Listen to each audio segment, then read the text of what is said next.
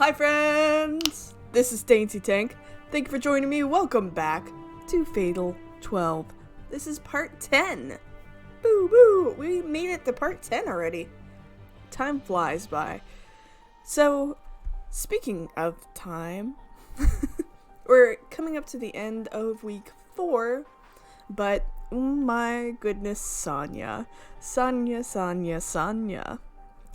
Sonya gave out cards like they were just free because it seems Odette and Federico captured and is manipulating her. So I am under the assumption that Sonya is going to betray Rinka and Miharu, because if her goal is to actually, like, her regret is to not see the world, why wouldn't she go and see the world while getting information for Odette? It's stupid. I'm frustrated.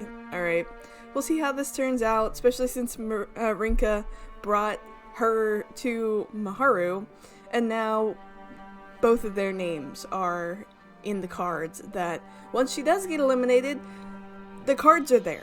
Oh my goodness, I'm so frustrated. Rinka's so bad at this game. Okay, back in the maid cafe. Her expression upon returning is an awkward mixture of anger and despair. Ooh. She places a tray with a pancake on our table and then doodles something on it with a chocolate pen. A stuffed animal shaped to look similar to the one Sonya carries. Amazing! Look, Pazazir, it's you! Are you gonna cast a spell on it for me next? No, Miharu. I need to do this in front of Rika. Sorry, but I'm going to curse you for the rest of my life now. I'm sorry. I'm going to curse you for the rest of my life now. Miharu shoots Sonya the most evil glare I've seen from her. It's not the kind of expression you'd normally show to a child. She then turns to me, looking more serious than I've ever seen her. You listening, Rika? What I'm about to do is only part of this job, okay? That's why I need you to forget all about this once you leave. She looks ever so tense. Hearing that causes all sorts of scenarios to run through my head, which leaves me to feel embarrassed on her behalf before she even does it. She inhales sharply and lifts her index fingers into the air. Nummy pancake for your tummy. This is great. This is perfect. The little heart.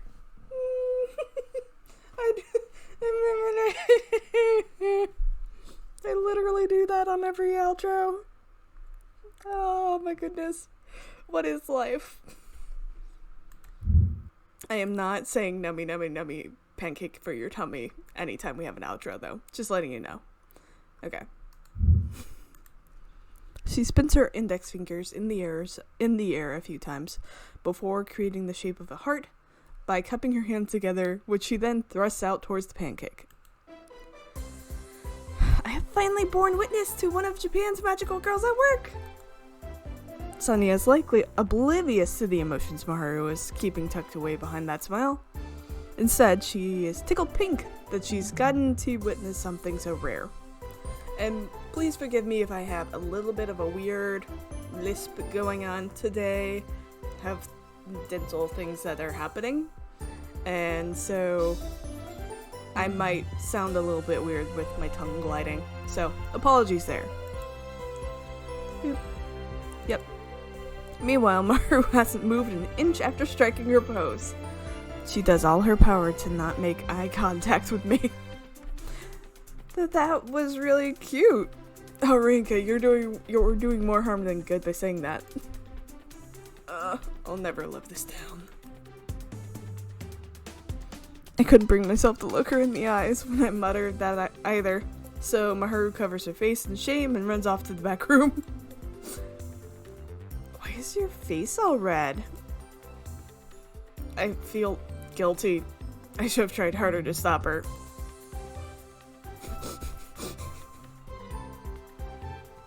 Once Sonya has finished her meal, I make sure to get our bill right away.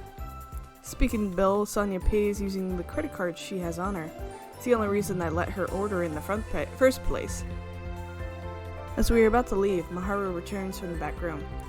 She's back in her school uniform. It would seem she managed to get off early for the day, although I make sure not to ask how or why. I want to look around Akihabara! Oh yeah, you mentioned that. It's not too far from, too familiar with Akihabara though. Then, I'll join you. You're fine with that, aren't you, Rinka? Oh, Miharu comes here often, so we'd be better off having her guide us. Besides, it's not like I trust you yet. I'd rather not leave the two of you alone. Oh, here we go. Protective Miharu mode. I can't call Miharu out. Not even for her harsh tone. While I trust Sonya, I'm still aware of the risks involved in being with her like this. Yeah, why do you trust Sonya again? Why? Are you taking us then? There's lots and lots I want to see! Sonya shows little care for our concerns in that regard. She really is brimming with innocence, isn't she? Having decided on what to do next, we finally leave the maid cafe. Oh, goodness. Oh! Shinjuku Station is packed due to everyone making their way home from work. 3 of us take the Sobu line from Akihabara back to Shinjuku, and then get off so we can make our respective transfers. I didn't think we'd spend that much time there. It was great! By the time we finish touring Akihabara, I am beat. I usually only get off there to make a quick transfer, so I honestly had no idea what it'd be like. And there was tons of anime and electronic stores while we walked around. Sunny kept stopping in front of and going into stores that caught her interest, so it's safe to say that she pretty much dragged us wherever she wanted. Your knowledge of Japan's wonderful anime is lacking, sister. What a waste. I used to watch a fair bit when I was younger, but I didn't realize just how much there is. If it were manga, I know a bit more, but not as much as you do. You should learn from Miharu. I make sure to keep up to date thanks to my job. It's easier to please the customers when you can talk about these things with them. Oh man. I think about it, I've barely watched any anime at all recently. I've kept myself busy by helping out with the store, and my time's tied up in it even more now that I'm in charge of it, of which you didn't open the store up today at all. You read a fair amount of shoujo manga, don't you? Yeah, I've borrowed a decent amount from Mao. You may look scary, but deep down you like girly things. It's one of the best traits about her. Oh my goodness. Hey, shouldn't you be denying that I look scary? As we make our way back to the subway entrance, Miharu follows alongside us. Which is odd considering she should have gone in the opposite direction at Akihabara to get home. When I decide to ask her why she's tagging along, she answers with a smile. It's simple. I'll be staying over at your place tonight as well. Oh, here we go! Finally! Miharu gets it. Good. Leaving you and Sophia alone is still a bit too dangerous after all. Yes. Huh? Tomorrow's a weekday, you know? I can make my way back home early in the morning. That is, after I make sure Sophia doesn't take you out while you're sleeping. Hey now, no need to say it like that. Take her out? Do we need to go somewhere else? maybe you're a bit too young to understand the meaning behind it. But as I said before, I still don't trust you. Aww. But that's fair. She looks sad at first, but then flips right back to her bright expression. I did get to visit a lot of fun places thanks to that. You're taking her somewhere else tomorrow, right? In that case, I'll join. Naturally, I'll be staying overnight again, too. But don't worry, I'll do what I can to not sour the experience for her, alright? I'm fine with that, but what about your mom? She hesitates before nodding her head and telling me it's fine. With that sorted out, should we discuss where to go tomorrow as we make our way back? Yeah, it's not okay, but on the flip side, Rinka, you are too dense to not see that Miharu is literally dropping everything just to make sure that you're safe. Like you are her priority. Miharu never appeared openly hostile towards Sonya today, but you could tell things were a bit awkward. Yeah, but... Oh goodness. That Salisbury steak was delicious, Miharu. Sonya feels the need to praise Miharu for cooking after we head up to my room after dinner. Miharu was the one to propose making it on our way home, in all honesty. It really was. I'd heard you were a good cook, but that was somehow even better than I expected. It's hard not to improve when you cook on a daily basis. And it was a good opportunity to let you taste my cooking for the first time. Now I can look forward to trying yours. Oh, sure, but don't set your expectations too high.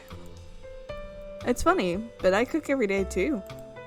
Granted, most of the time I buy a number of small meals and mix them together. I usually stick to simple things, so that's probably why I never seem to get any better. As for the food at the Linehouse menu, I can only make that thanks to my grand's recipes. Next, we take our respective turns in the bath and then spend the night watching TV and chatting away. Uh-huh.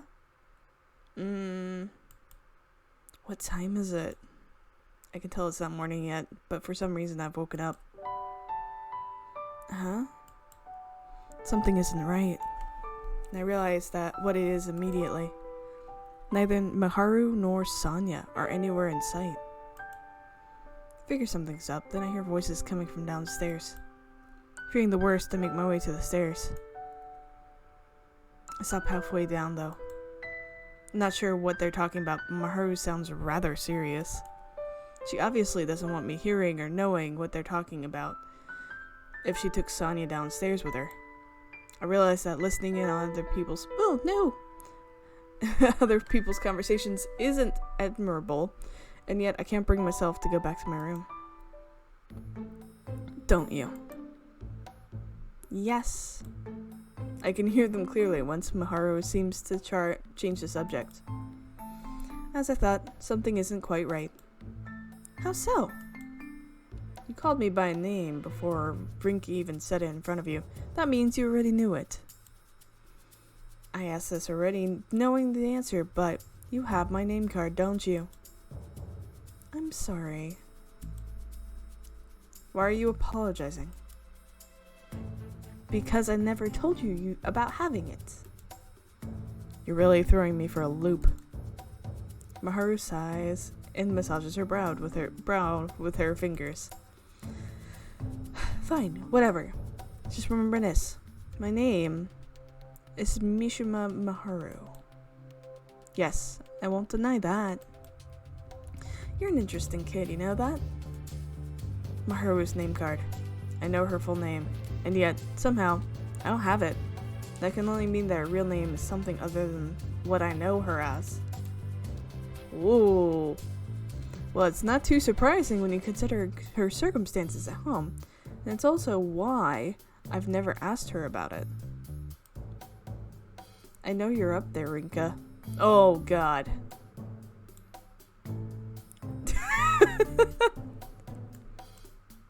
Also, Miharu, you didn't lend Miharu any of your clothes? Like, Rinka, come on. Like, you lent Sonya clothes. I think maybe they might be her clothes, but like, why didn't you lend Miharu any clothes for sleeping in? Sister! Cover my mouth by reflex when Miharu calls my name, despite knowing that it would make a splapping sound. Did you honestly think that I, of all people, would notice the sound of your breathing? There's so many subtle, like... They're not really subtle, they're very in your face. Rinka's just so oblivious. Why is she oblivious? Sorry. No shortage of apologies for me today, huh? I'm not sure how much you heard, but either way, do me a favor and forget about it. And Safia, sorry for waking you up in the middle of the night. You need as much sleep as you can get, so let's go back upstairs. Yeah, okay. I want to discuss things with Miharu now that the cat's out of the bag, but we decided it's best to go back to my room after watching Sonya let out a big yawn. Basically, I don't get to find out anything regarding Miharu's name card. Oh, yeah? That was intense. Jeez. School ends up flying by somehow. Once classes are over, the three of us meet up at the gate. We couldn't have Safia infiltrate the school again, so we got her to wander around the university campus instead, where she probably met up with Odette. Just saying. Not only is it open to everyone, but there's a library there as well. I'm sure she surprised a few students there, but oh well. However, once we met up, I realized getting her to do that was a mistake. The university here seems like fun. Sonya, her words pierced my heart. She'll never have the opportunity to attend the university, regardless of Divine Selection's outcome. Even if she were to win somehow, it wouldn't cure her condition. Whether or not she really would die soon after is unknown, but at the very least, she's convinced herself that it's certain. Don't beat yourself up, Rinka, right? Right! I'm happy that I got to see something new! Okay, we should get going. There's lots for us to see today.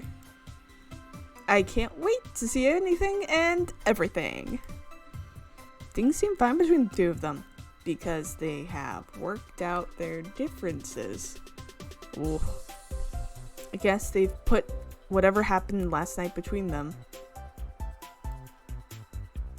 behind them, not between them. We put it between them. You're between them, Rinka. Like Miharu said, we got plenty to see today. Make our way towards the station. Whoa, that's pretty. It's hard to sum up all the places we visited. First was Tokyo Skytree, after that Sensoju Temple. We made our way to avoid the busy area, but we still got a good look at Kaminari. Forgive me for any pronunciations here. We saw Roppongi Hills from a distance, but after that we paid a visit to Jinbochu, since it served as a setting for an old anime. Jinbocho? Why does that sound familiar? That's not the alleyway with all the bookstores from Read or Die, is it? Maybe? Is Read or Die relevant anymore? Like, that was early odds. Probably not. Walking from place to place would have been a bit much, so we used the taxi instead. Sunny's parents must be rich, since she paid for everything with her credit card, just like she did at the maid cafe. That's a point. Probably, since they were able to come here from Russia, but on the flip side, she also could be eating on Odette's dime. That helped a lot, especially because we also went to Odeba after getting on the Ferris wheel and seeing the Fuji television building. We had to turn right around to reach our final stop. Said last stop is Sojoji Temple. It's said to be a time-honored temple with ties to the Tokugawa Tokugawa family from the Edo period. That and something about Pure Land Buddhism. Based on what we're seeing here, a lot of bands and artists use the open area for concerts. Cool. The area's name and those of its surrounding stations are based on the name of the huge gate at the entrance to the temple, so it goes about without saying just how impressive it all is. It's only 30 or so minutes from the station, and yet I had no idea this place even existed. Ugh, I'm exhausted. I figured we'd be fine since it's within our own feet most of the time when we're walking, but this really has been taxing. Meanwhile, Sonya walks ahead of us as we complain about our aching feet. Wow! She blurts out an exclamation of wonder as she points at Tokyo Tower, visible off in the distance.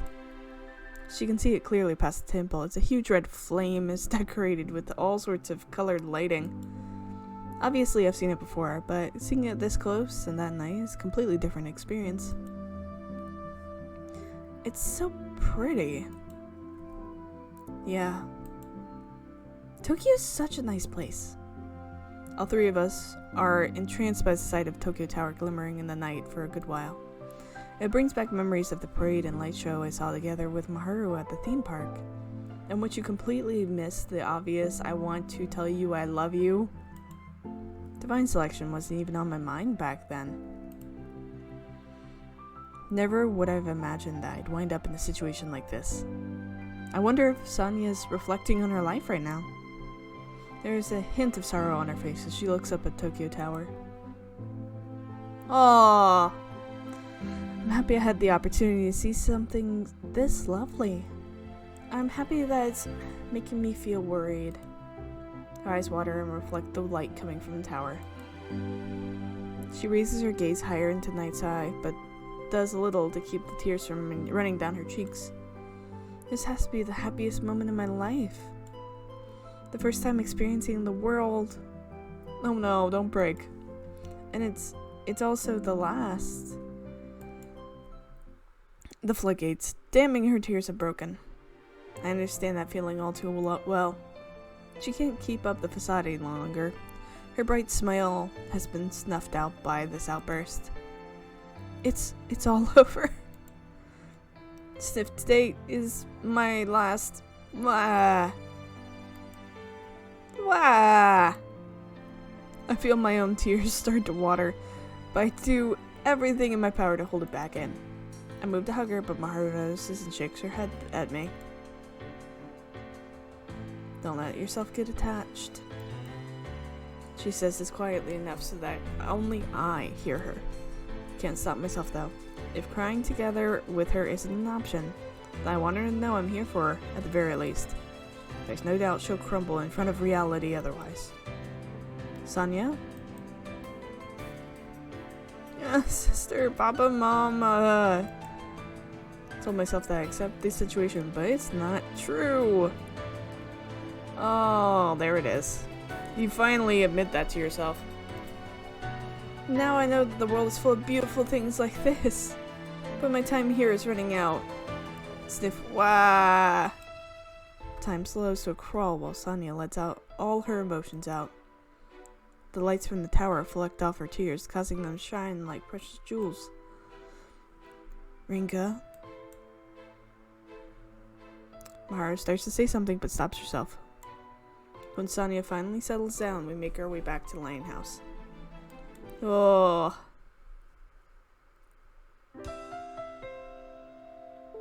It's 9 p.m. by the time we get back. Going out to buy stuff for dinner, not to mention making it, would have taken even longer, so we end up ordering some pizza. Needless to say, the three of us wolf it down immediately. Aww. Delicious! Japan's food truly is the best. Come on, I know for a fact that you can get pizza delivered in Russia as well. I always had to watch what I ate before this. That's why I'm happy I can eat whatever I want now. Her tone may be cheery, but there's certain weight hidden behind each and every word. Miharu manages to keep things from being too awkward though. I'm a bit upset you didn't cook, to be honest. Aww. We have to be mindful of the time. Besides, I don't think I've had pizza delivered since I was a kid. Well, I can't imagine you'd have much opportunity to do so living with your grandmother. Yeah. She was never big on getting stuff delivered in the first place, except some soba now and then. She's not against pizza itself, considering she'd make it here every so often. In fact, she'd eat pretty much anything, to the point where she'd always go on about how not being fussy about food is the secret behind her being so healthy. She really is healthier for her age, too. She really enjoys bragging about still having all her teeth intact. I see you take after her in that regard. Yeah, I must. Your grandmother must be a wonderful person. She's the one who raised Rinka, so you're right about that. So says Miharu, who I'm pretty sure hasn't actually met my gran. There's plenty to talk about while we eat our dinner. I was about to say, that is revealing information. Why are you doing any of this in front of Sonya? Topics often revolve around Sonya's family. Her grandmother in particular sounds like a nice person, and she's apparently good at sewing. In fact, she's the one who made Pazir for Sonya. Oh. Never had any friends, so my grandmother gifted Pazir to me so I wouldn't be lonely while reading books and watching anime. That's adorable. It had the chance to see the world along with me today, so I'm sure it's as happy as I am. Heavy yawn erupts from you, Sonya, after that, almost as if to lighten the mood. Now that I've eaten, I'm starting to feel sleepy. We did a lot of walking today, so get some rest, okay? Okay, good night. Saying that, she makes her way upstairs. Miharu and I are now alone together downstairs. Miharu ends up being the one to strike up a conversation while we tidy everything up.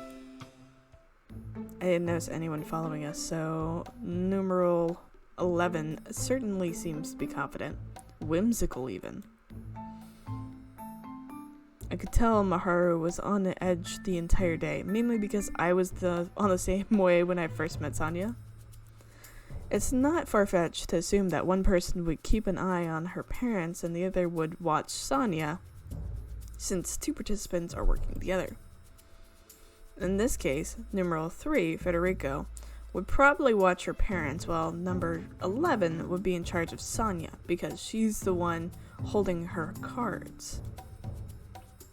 I understand why you'd feel confident when she's got all 3 of Sonya's cards, but what makes you call her whimsical? From what I gather, she really wanted Sonya to enjoy her final few days here. She really wanted to make sure that Sonya wouldn't work with her parents to dig up information on them. Then she'd prevent them from meeting up, even on the final day. That should go without saying. And yet she granted Sonya the opportunity to be with her family. Makes her seem compassionate at a glance, but there's more to it than that. In truth, she didn't place the shackles on Sonya. She tied the hands of her parents. I'm not sure I follow. Well, there's no guarantee that Safia's parents believe her regarding divine selection. They might have brought her here under the false assumption that she made a temporary recovery.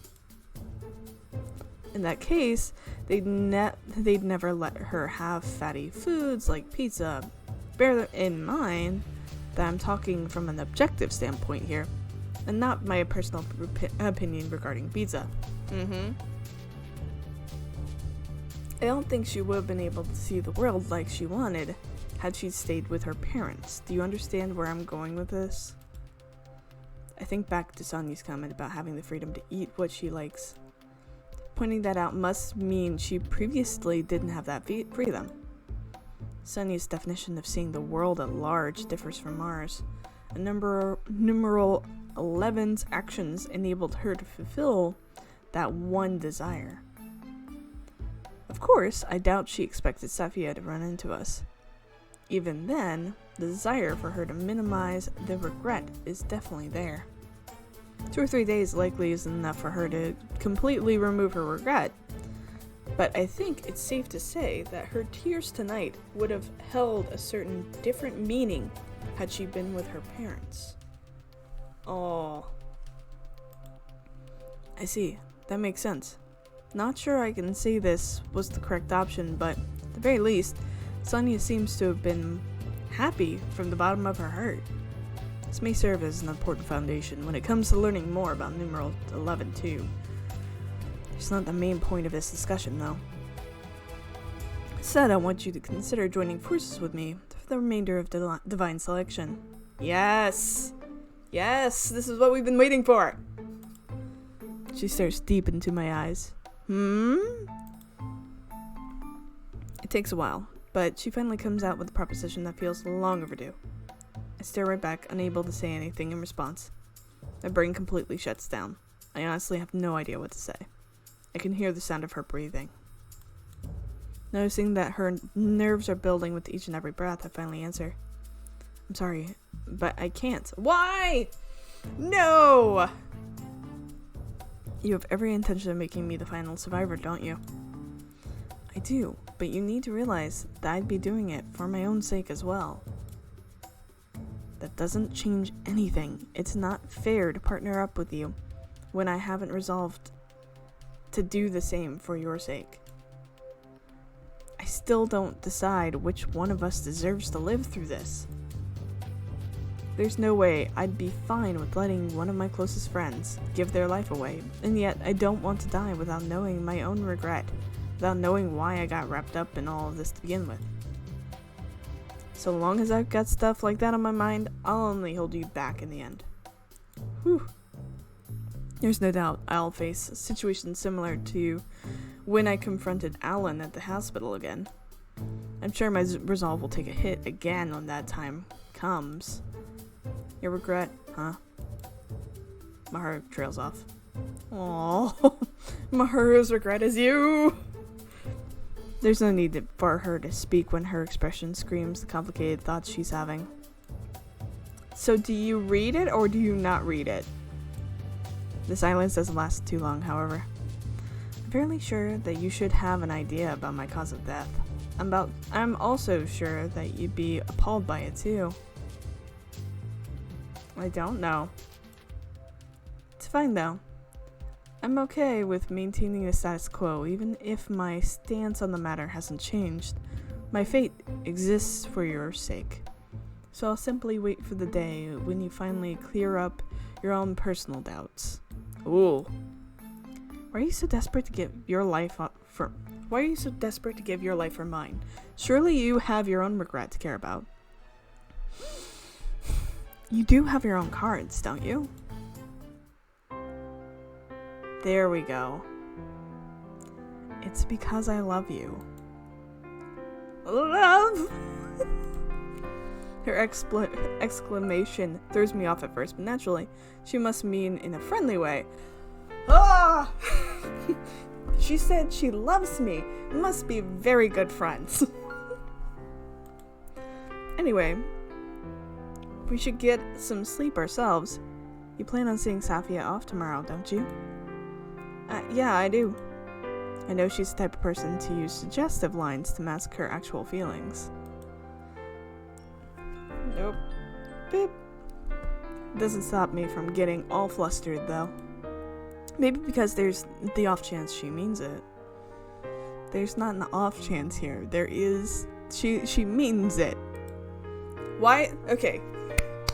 Rinka, if someone says, I will give up my life for you, and then says, because I love you, she means more than a friend. Okay.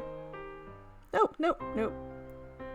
Maybe because there's no chance she means it. In that case, I have no idea how to handle the situation. That's making it even worse. Oh. Honey! Getting to sleep is no easy task after getting back to my room. There's way too much on my mind. Lingering in my head the most is what Miharu said, that I should have an idea about her cause of death. I don't outright deny her claim because, well, it's true. I've just been desperately trying to avoid thinking about it because I don't want to see my thoughts regarding my friend's death get turned into a card. There's one thing I can say for sure regardless. There's no way I'd ever think less of you over it. Aww. Seems she's fast asleep already, judging by her breathing. How do you guys know what each other do and are based on breathing? That's not a friendship thing. Oh my god. Can't help but be impressed by how good she looks, even while sleeping. Why are you having mixed feelings? She said I love you. Oh my goodness. Rinka! It's hard not to notice the scar on her wrist, peeking out from under her sleeve.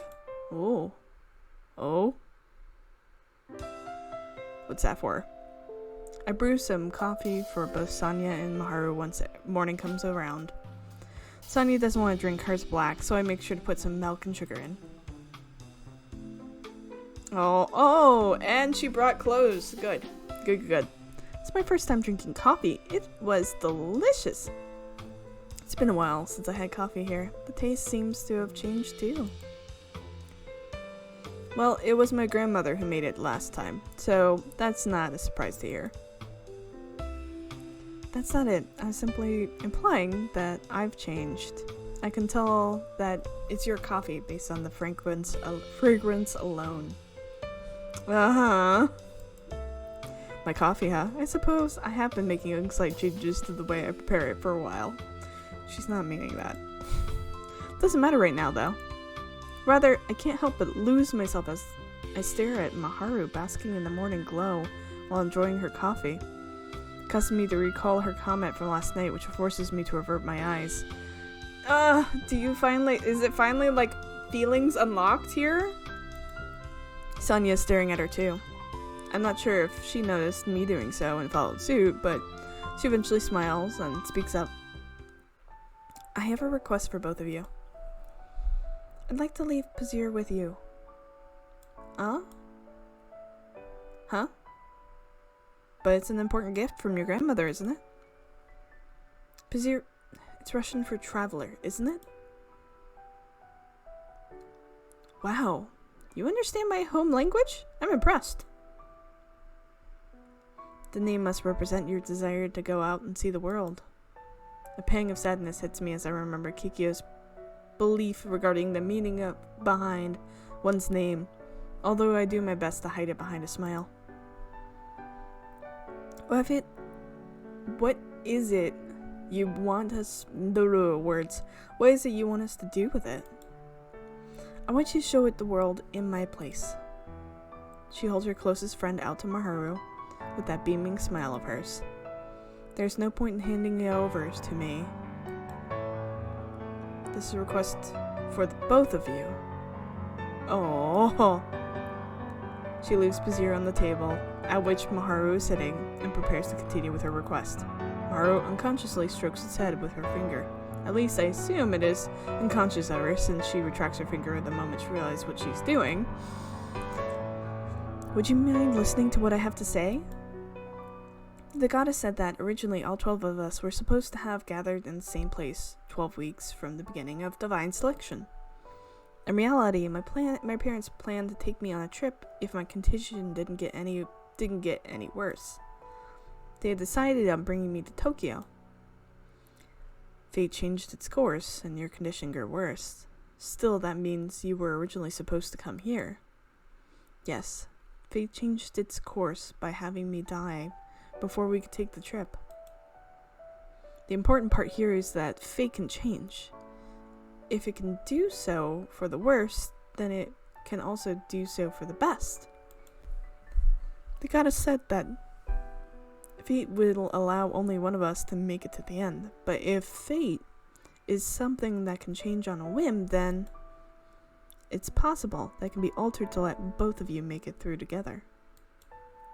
It'd be too late for me, but I believe that you two will show even more of the world to Pazir together. You think it's possible to change fate? It's not. Even if we could, all that would change is which one of us makes it through. And believe me, it wouldn't be anyone other than Rinka so long as I'm around. Oh. Don't forget that it's the same goddess's rules that are keeping us alive right now. That's true, but still. I won't take my request back. Sonya speaks with enough confidence to refute Miharu's denial. The look in her eyes tells me that she's convinced by her own words too. Selfish until the very end, aren't we? This is my final will, so yes. I see. I won't make any promises. But let me ask you, Rinka, are you willing to carry out her request? Yeah. I nod firmly to reinforce my response. This is probably the only thing I can do for her now. In that case, I'll be on my way. Thank you for giving me some of your precious time. Sure, take care. Sonya, I promise I won't forget about the fun time we spent together. Being with you two made me very happy too. Uh-oh. I should leave before it gets too hard for me to do so. Alright, farewell. She bows deeply before leaving. I watch her sink into the horizon from the store window. Off she goes. Oh, that's a cute outfit. Oh, that's the outfit from the theme park. Oh, jeez. Look at you, Rinka. You still can't wear that jacket. I am too caught up in my own thoughts to properly register what Miharu says. Nothing can change the fact that Sonya is going to be eliminated tonight. When I think about it, I only have 2 of her cards. I don't even have the option of triggering a simultaneous election like I did with Kikyo. Granted, even if I did, it'd be nothing more than a temporary measure to console myself. But seeing her walk off on her own like that is too much. Rinka? Before I can catch myself, I lose my composure, and the tears pouring down my face are proof of that. This right here is why I called the situation dumb when I first learned about it. You said you didn't regret your decision, though. Does that hold true, even now? I can't compose myself to respond verbally, so I nod in response. And this right here is exactly why I love you. Please get it through this time. She sits down next to me after saying that. The moment our shoulders touch, I turn and cling onto her. She stays by my side the entire time I cry. Oh. Oh. After a glass of cold water, I manage to calm myself down. Cool. Oh my goodness, I have so many feelings. And so much trouble saying my S words. So, thank you for listening to me stumble through things. Hopefully, I'm clearer next time. But, oh my god. Why is Rinka so oblivious on all of this? Ugh. Ugh. So many feelings. So she's basically about to be eliminated, and then she's going to be... her cards are going to be with Odette. Or, she's not going to be eliminated, somehow. And Odette's just using her as a, scout for more information. Either or, it's kind of bad.